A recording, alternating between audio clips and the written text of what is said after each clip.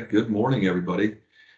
Chad Lanman here with eGroup Enabling Technologies, joined by Weires as well as Don Booth. I'll let those folks introduce themselves here briefly once we get going. But I want to say thank you for spending part of your day with us this morning as we talk about increasing the level of collaboration with the way you work, simplifying with the Microsoft Modern Workplace. So with that, quickly introduce myself, Chad Lanman, account executive here at eGroup. Been with eGroup and enabling going on 12 years now, and cover a number of our accounts and customers across the Southeast. Vallorie, also known as Val, would you like to introduce yourself? Absolutely. Hey, everyone. Thanks so much for joining. I'm Val. I lead eGroup Enabling's adoption and organizational change management practice, where we focus on supporting your end users through change. And I'll let Don, an expert in his field, introduce himself. I'm Don Booth, and I report to Val. I'm part of the Solutions and Success team, and again, we're about adoption and change management. So we're really the people part of your change and making sure that you really contemplate how the change is going to impact them, and then what we can do to streamline that for both your IT staff and your end users. So my background is a lot of years of training and communications in my background. So love working here and with this group. Excellent. Thank you both. So kind of looking at the agenda for this morning, just touch on, our combined eGroup Enabling Technologies overview, core competencies, and value proposition differentiation, as well as touch on some of the Microsoft incentives and offerings. We are going to get into what we call the Microsoft 365 adoption roadmap, or the Modern Workplace roadmap. And we're going to talk about the different solutions that make up the components of the Microsoft 365 ecosystem, or the platform in general. And Don specifically is going to jump in and really, tell us some specific examples around, the value and the differentiation that our adoption and organizational change management team is able to deliver to our customers, really encompassing the overall story from the time an organization goes down the path of the modern workplace, simplifying and consolidating, increasing the collaboration across the organization. And then we'll touch on some trending engagements, what organizations are going through and what leads to these types of conversations, and then talk about next steps.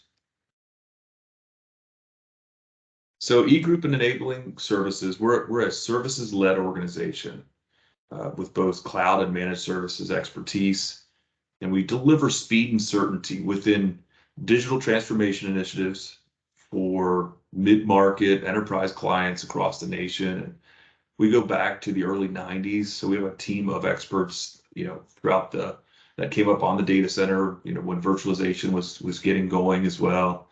And we really meet you where you are to offer end-to-end assistance in planning, design, migration, and management of your next initiative. As you can see, we're a 9-time Microsoft Partner of the Year award winner. And really, we provide the innovative IT solutions to businesses across the nation. We deliver speed and certainty, enhancing the digital transformation journey for our clients. And our team focuses on enabling your business by focusing on what makes your business successful. So we align the technology initiatives with our solutions, services, and support to make your business more productive, efficient, and competitive, and really allow you to focus on your customers and your business goals. You can see we have some noteworthy accolades here. As I mentioned, 9-time Microsoft Partner of the Year award winner. We were the 2021 Global Portfolio Champion of the Year with Nutanix. 2022 Carolina Select Partner with Cohesity. 12 consecutive years with the CRN Tech Elite. 6 consecutive years with CRN MSP 500. 11 consecutive years with the CRN SP 500. And you know, people use or connect with us and leverage our services, you know, for as much as we know, as well as what we do, and our relentless focus on customer satisfaction across, you know, the eGroup enabling team. You know, our stats to date are at 100% customer satisfaction. That's across over 200 projects delivered to date. And we had, you know, over 300 projects delivered in 2021 with a customer satisfaction rate of just shy of 99%. We measure each interaction with our clients, whether that's just a reactive services ticket or a proactive project delivery. As you can see, you know, kind of a summary of what we do as a whole here. Our subject matter experts are well versed throughout the technical realm and possess immeasurable expertise to manage your IT infrastructure, whether it's 365 in the modern workplace, which we're focused on discussing here today, Microsoft Azure. As mentioned, we have a history in the data center with, you know, the architecture as well as security and compliance, as well as you know, data protection, and multiple avenues for virtual desktop infrastructure, whether that's Azure Virtual Desktop, VMware Horizon View, Citrix virtual apps. And then Don and Val lead our team across adoption and organizational change management, which often gets tied into, you know, business transformation, automation, training, and the extensive communication to your end users to make that a new technology seamless as you roll that out to the organization. You can see we also have extensive experience throughout business applications, primarily the Microsoft Power Apps stack, and we do a lot of Cisco networking as well as data center work. And last but not least, data center recovery, whether that's leveraging Azure, Site Recovery, Zerto, or Nutanix. You can see here we kind of outlined some of our differentiators, right? So with our focus on the end user experience, you know, we work with your business and technology leaders to ensure your technology investments are valuable, secure, and productive. Really, every dollar you spend, every second you waste on technology issues pulls you further away from the important items that drive your business. So we want to be there to partner and help you handle the burden of IT challenges to simplify and make things more efficient. As you can see, we take a people, process, technology approach to developing a comprehensive strategic roadmap, and that's again a start to finish approach where we have the adoption and organizational change management to identify some of the items you'll see there on the top layer. Don, I'm not sure if it makes sense for you to jump in here for a little, just a little bit to talk about, you know, some of the upfront engagements that you have in this space when we're beginning to have that strategic roadmap discussion.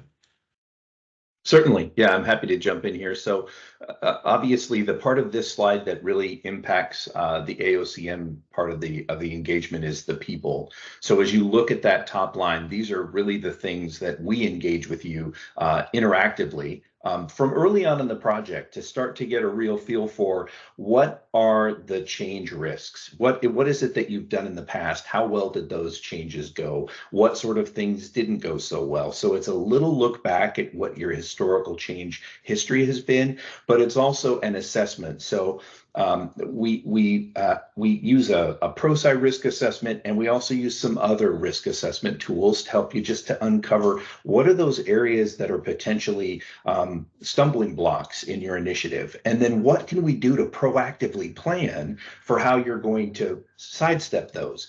In addition, I always like to think about how are you going to measure success when you get to the end? Because I think it's really important for us to be able to look at the end in mind, start with the end in mind, according to Covey, and think about what do we want to be able to look back at and say, here's where we were, here's where we are, look at how we've improved, look at how our tickets have reduced or our usage of our licensing has increased, and all of those things really equate to a successful journey.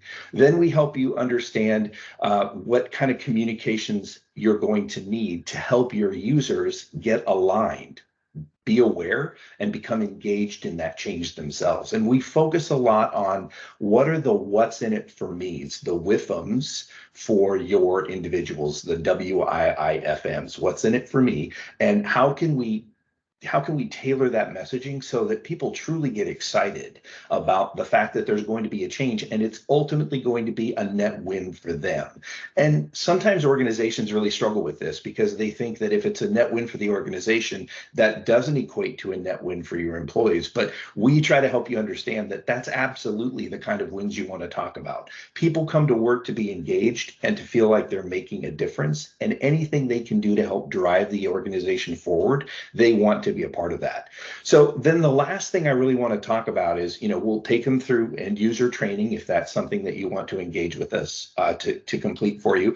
But we can also partner with your training team to deliver that training. So there's several ways we can, set up these engagements. And then finally, the most important thing for me is that ongoing reinforcement. How are you going to look back again, measure your success in each phase of the project if you chose a phased approach or a big bang approach? How are you going to look back and see what were the things we did really well? What were the things that potentially we'll want to change or adjust slightly as we move forward? And then how can we, for lack of a better term, pat ourselves on the back and tell everybody else within the organization that we were successful? I think everybody needs to look for opportunities. If you're not telling people what you're doing right, it's hard for them to recognize it. So that's part of the ongoing reinforcement that we'll do with you. We do that through surveys and, if appropriate, focus groups or other mechanisms for gathering feedback. Yeah, thank you, Don. I mean, the surveys that have turned up, a good bit of valuable information to help with the, upfront communication planning and identifying really what solution might solve a number of the challenges that are uncovered with those surveys that are done, which then gets into, more of the operations planning, the administration and management, as well as the overall optimization, deployment, migration as we go forward. So let's look at the overall Microsoft incentive programs that relate to the modern workplace in Microsoft 365. So as you can see, just with these programs at a glance, there's plenty of opportunities to engage, to leverage some of the incentives that Microsoft puts out there. These programs are always changing, so just want to level set on that.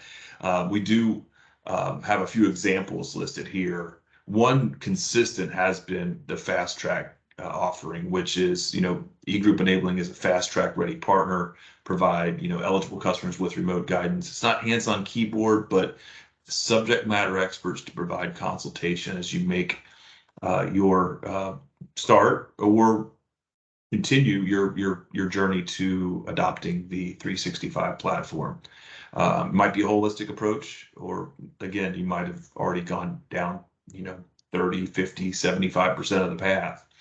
So we look at, what are some of the joint opportunities or gaps that we can assist with and help you succeed as an organization.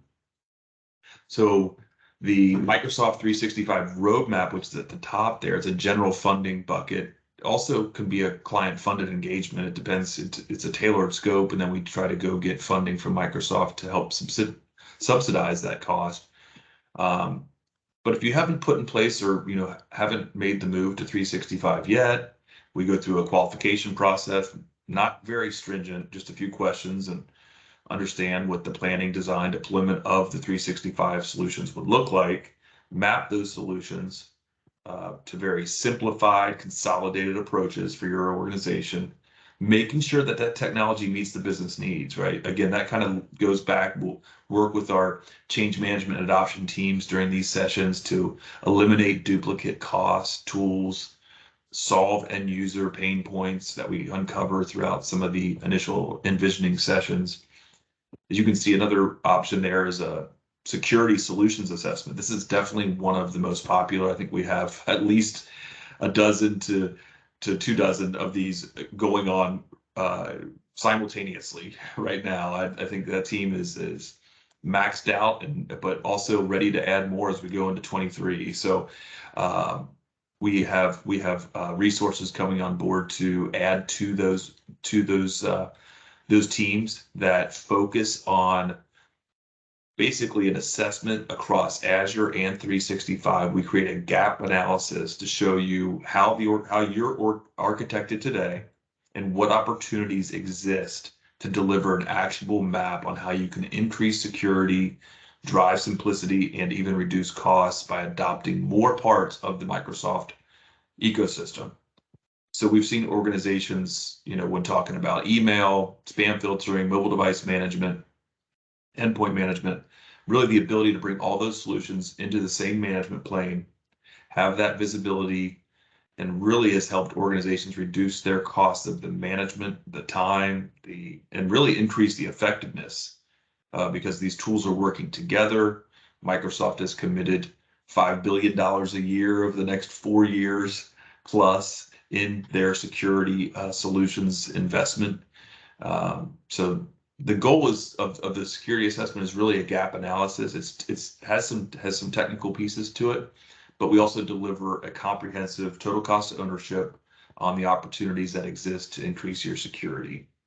You'll see the Teams adoption program there. Those are for organizations that have looked at trying to enable their users on Teams further, right? Maybe they bought, maybe you have an E3 or an E5 365 license, but haven't made the full jump to Teams. Maybe you're using some other third-party collaboration tools. So this brings Teams to the organization and consolidates a number of the features there, whether that's webinars, video conferencing, chat, file sharing, integration, those Slack-like capabilities that people are using out there, right? That's an example of another tool. Don, do you have something you wanted to add there on Teams? No, I think you're spot on. We're really about helping you identify what sort of platform applications can you utilize rather than going out and seeking another solution potentially from outside of the Microsoft stack that's going to cost you extra money that you might be able to accomplish or might accomplish even better with a Microsoft product. So we look at a lot of those kind of things and try to address those needs. That really comes in as we talk about what the personas of your users are and what their specific use cases are. And we have a lot of experience with many different department types. And so some of that stuff we can come prepared to already have those discussions with you and introduce those ideas. Excellent. Thank you, Don. Jumping forward here, just a quick recap, right? Most everyone on here knows the details behind 365, but with the recent shift from or adding, right, the initial the licensing changes, it's a evolving situation as we all know, but Office 365 versus Microsoft 365, and really Microsoft 365 is the combination of these three things here, right? The combination of the Office 365 collaboration suite, the enterprise mobility and security suite, as well as Windows 11. So the idea there is that everything you need for a productive end user is all in one bundle. Of course, there's different tiers to that bundle to ensure that you get the right technology that you need, but we don't want to over deploy or over consume. Office 365 is the mail platform, file collaboration, SharePoint, OneDrive, voice conferencing, active phone numbers, Power Platform, the low code, no code business process automation, security and compliance basics with Azure AD, data loss prevention, making sure data stays within the organization, not exposing sensitive data to external resources, as well as how do we put governance and controls in place to control that data loss prevention. Enterprise mobility and security is really advancing the security in the platform. Identity and access management, think MFA, cloud access security brokers, conditional access policies to ensure people accessing info are who they say they are. Mobile device management, devices accessing are meeting corporate compliance, right? So think an iPhone, Android, laptop, desktop, that they're meeting corporate compliance requirements. How do we ensure mobile devices are updated to prevent modern risk and security, patch management, as well as cloud access security to third-party applications? And, really, how do we ensure that if you're accessing let's say a sales CRM, or maybe it's an ERP, or down the line, it's a finance application, how do we leverage the advanced controls to secure access to those applications? And then obviously back to the desktop. And then we have Windows 11 entitlements, the enterprise features, virtual desktop, enterprise or endpoint protection, malware. How do we use Defender and the advanced encryption capabilities? So if those devices are lost, people can't access the info that's on them. So all of this in one bundle really can simplify the purchase of your Microsoft security solutions with the M365 suite. Really, achieve that overall collaboration and bringing everything together. But if you just need mobility and security, it's really the right mix or match. We can find that for you. It's available. That's why licensing is an evolving system, right, Don? I mean, it's something that we typically have to go through a persona assessment to understand the best, path for organizations when they're going down this journey. Exactly. A great example of that is, the fact that Microsoft has through Windows 11 and through this M365 environment has really opened up the roadmap for you to be able to use. Maybe you're an organization that needs to deploy a large number of users in very fast format via a virtual desktop environment.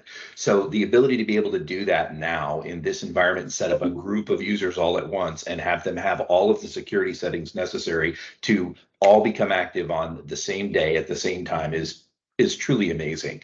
And that's just one of those options. Then there are several other options that, of course, we would have to discuss with you, but lots of power to meet your specific business needs.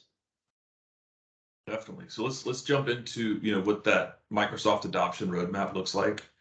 So typically security kind of takes the lead, right? We have to understand what tools are going to be implemented. What does that timeline look like? What will be decommissioned? Do you need support services along the way? Who's going to manage everything? So we want to get a good concept of where you are today, but you don't have to be at any specific piece or point in the adoption of 365. We're going to meet you where you are as a business and understand those goals and help you get where you want to be.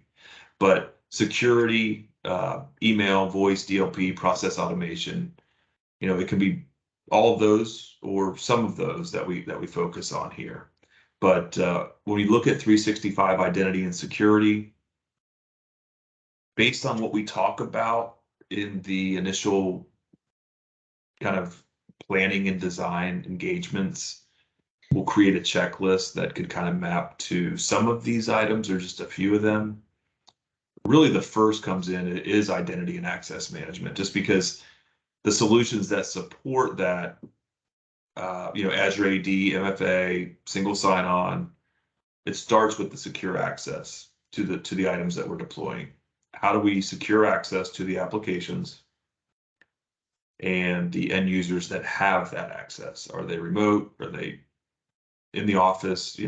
Next we secure the devices they work with, right? The mobile devices, kiosks, shared kiosks, etc. What does it mean to have a secure device, ensuring, a user is who they say they are, right? So that can certainly come up throughout most situations that we come across. So jumping forward, we're going to talk about the enabling of collaboration. Don, you guys have a big piece here, right? This is really the meat of what adoption and organizational change management focuses on, is a lot of the teams, voice, and the end user facing applications versus the identity and access management, which does have an end user feel to it, with their authentication, everything like that. But your team spends a lot of time here, if I'm not mistaken. Yeah, this is a big part of this has been where we've spent the majority of our time for probably since 2020, for sure. It's been heavily laden in both modern collaboration through Microsoft Teams, recognizing that Teams is built on SharePoint and the file sharing and collaboration capabilities that are a part of that. But then also, as you've mentioned, these voice solutions like Teams, Teams Voice, Teams Calling, whichever you choose to call it, but that ability, PSTN, or connecting with your internal phone switch and then outbound dialing. I mean, there's lots of different options for configuration of those, but in the background, you still have end users that have to learn how to use these different tools. And so we've spent a lot of time developing a lot of collaterals, and we will meet with you and discuss all of these options. And what are the user personas that you have within your organization? What are their specific needs? And how can we help you to make sure that those users feel like they've been brought along for the journey and are active participants in it? So again, it just increases adoption. It means you're going to get the bang for your buck out of your implementation. Back to security, though, again, as we mentioned earlier, people sometimes think that security will not have an impact on your end users, but believe it or not, users can perceive a change, and even a perceived change means a call to your help desk. So what do we need to do to prep your help desk for those perceived changes that people are going to call about? And what do we need to do to prepare your end users so that they don't need to call the help desk? They're aware of the change and expecting it. So it's okay if there's a little bit of difference on day one of your implementation. So those are the kind of things we like to help you think about and plan for as part of your adoption initiatives. Yes, good call. I mean, yeah, when you think about any change to the way a user accesses an application, right? That's the most important part of their day. So And security is like your garage door. If you show up and you push the button and that garage door hesitates, you're wondering what's going on, right? So it's those simple things that we take for granted, but when they don't work exactly like we expect, we have questions and we're calling a repairman or we're reaching out to IT support. So we want to help you plan for those changes. certainly, the last piece there is webinar and live events, right? Just more interaction, being on a broadcast, and the additional features that continue to get released around the webinar and live events within Teams is also a focus point when we go through the modern workplace roadmap. But most folks are already using Exchange Online. Some, we're helping move over from the Google or G Suite, or maybe some are still on-prem or in a colo or in some sort of dedicated hosted service, right? So we can help plan that migration and appropriately with including OneDrive, and what is the difference between OneDrive and SharePoint Online? Understand the best part or best place for documentation, whether that's a departmental share or it's meshed throughout the organization. How do these solutions help eliminate files on-prem, mitigate things like malware, leverage the intelligence of the 365 platform identity risk? And then as we look over to, I mentioned SharePoint, how do we build content, portals, maybe leverage it for an intranet? We spend a good bit of time managing migrating from SharePoint platform to platform back, over the last, I guess, decade plus, which is really, a project that nobody really wanted to do, and kind of a thankless job, but that has really changed with SharePoint Online and consolidated, what needs to move, but there's so much less customization, and you avoid the upgrade nightmares that were there previously. There's also a lot of automation that can occur there. Our platform, Don, this is something that has a big play here to automate some business processes, right? Just that low code no code approach, and getting to where organizations want to be to deliver a simple form that leads to a workflow that then maybe goes to another system, all without a programmer, right, on the back end. and maybe you need a couple approval steps that takes data into a modern Power BI dashboard. How do we simplify that process, automate it so it's consistent, and then report on it throughout?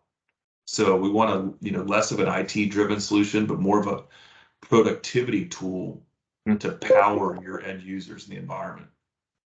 Yeah, and there's so much going on in this particular workspace. I read something the other day that said, Microsoft has done a ton of work identifying the different lines of businesses and what sort of Power Platform and different tools like forms and SharePoint sites and those sort of things that they want to be able to communicate to run line of business processes through. And I was blown away by what I read. So I think there's lots of opportunities for you to figure out, how do we want to streamline processes so that fewer people touch it and there's less opportunities for breakdown?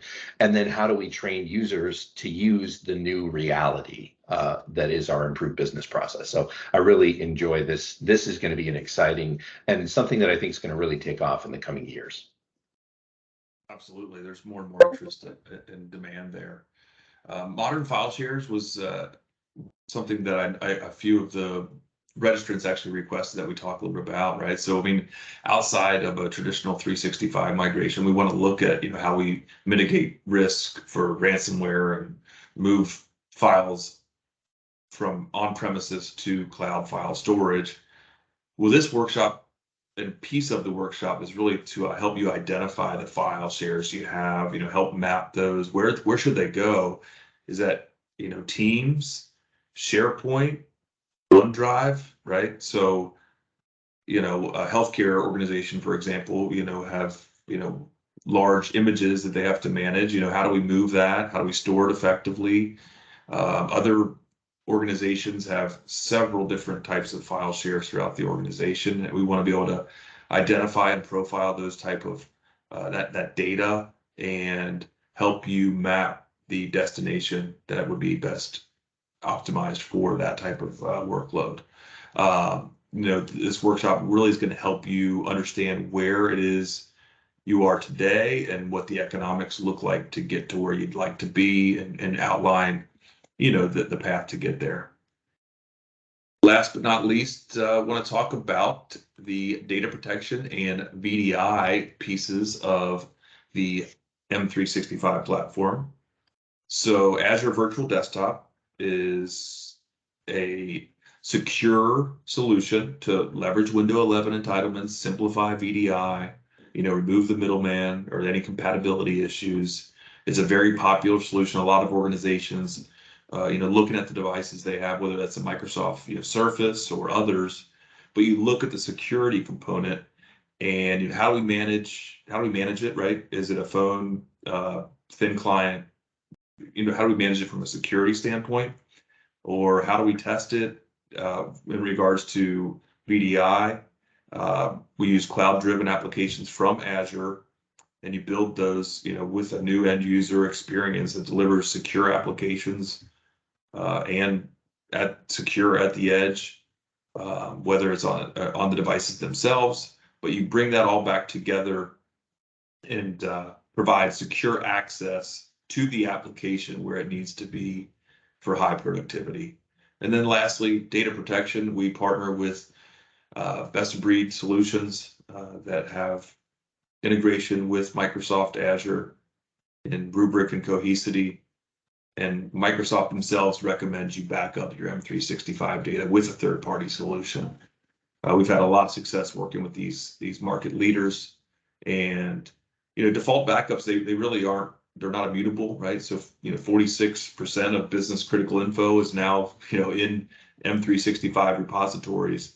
So how do we back up that data separately, and in case someone does gain malicious control? And we have seen use cases like that. So just to get to our common and trending engagements, Don, you want to take this one? I know you guys have seen a lot of these, right? We've worked through a number of organizations that are looking to increase security, which we get into. We talked about the identity and access management as well as MFA, right? But if you want to talk a little bit about some of the trending engagements, that'd be great.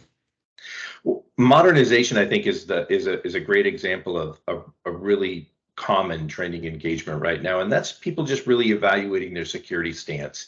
And there's a lot of different ways that you can go about that, but certainly an engagement with enabling and eGroup is a great way to start. You can look at this and really get a feel for where are we lacking and what are the things that we need to do to improve that. And so a lot of good tabletop activities that you can go through to really measure this and change your stance and plan for changing your stance going forward. So huge options there. This is a big area. I think all of us recognize that in 2020, 2021, and 2022, that curve of ransomware attacks was on the rise. And I don't know that that's going to slow down. There are a lot of malicious people out there that are taking organizations for a lot. So it's important to make sure you have a plan and that you're seeking to improve your security stance. From a change management perspective, we'd like to be there to help you just hold hands and get your employees bought into the idea of this change and why it's a good thing for them and the organization. Teams adoption, we've talked about this already a lot through this session, but I think many organizations bring on teams and they sort of reach what I call a plateau where they've recognized that they've accomplished some of the goals that they wanted to achieve, but they start getting questions from users like, hey, can I use this app? Can I use that app? Can we do this? Can we do that? How can I engage my learners or my users in more usage of some of these core functionalities? So those collaborative formats, including how do we share files appropriately, like we were talking about on the previous slides, what's appropriate for me to share outside of the organization, how do we need to make sure that we're setting it up appropriately so that those things are getting shared without concern. So collaboration platforms is certainly an area that we are seeing an increase in, mostly around things like Task by Planner and To-Do and the use of approvals apps, and even things like video. We are reaching a younger and younger generation every day, and that generation grew up learning from YouTube. And they grew up learning from social media. So how are we going to meet them in a modern age when we grew up texting? So it's just a different realm, and we have to be prepared to meet them where they're at. Migration tenant to tenant, on-prem to the cloud, and file shares.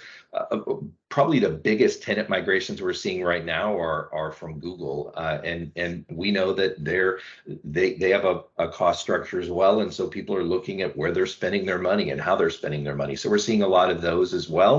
And then obviously we talked about enhanced security both with ransomware attacks and compliance, but those are really the things that stick out to me. And Val and I talked about these when we were putting this presentation together, just to make sure there's no limit to what you can do. You just need to be creative and seek to ask the right questions. So we're here to help. Certainly, again, we're here to meet you where the organization is today and help you get to the next step. So our sales development team will follow up with, a detailed follow-up recording of the session, as well as our goal here is really just to set a quick, maybe it's a Teams meeting to discuss exactly what modules we just discussed, whether that's, is that identity and access? Is that data protection? Is it Azure Virtual Desktop, endpoint security, whatever it is? Just talk about where you are in the process of your 365 adoption. Maybe you're running Exchange on-prem or in Google. We're here to meet you where you are and help guide you to the next step. There could definitely be Microsoft funding, going back to those incentives that are available for your organization. Again, it's just a couple of questions that we need to get answered to then submit for that. Whether that could cover the entire engagement or subsidize a portion of it is kind of up to the application process and qualification process. With Microsoft, it's an ever-changing program. I think we'll have new ones very soon as we turn into Microsoft's second half, which starts January 1st. And then, once we handle the Microsoft funding application, we'll finalize details of what the workshop or the adoption roadmap looks like for your organization and get you the info you need to be successful. So look out for a follow-up from our sales development team, and we look forward to scheduling that quick consultation and discovery session. Everybody have a great rest of the day. Thanks Happy so much. holidays. All right. Thank you, Don. Good to see you. Take care. Have a good one.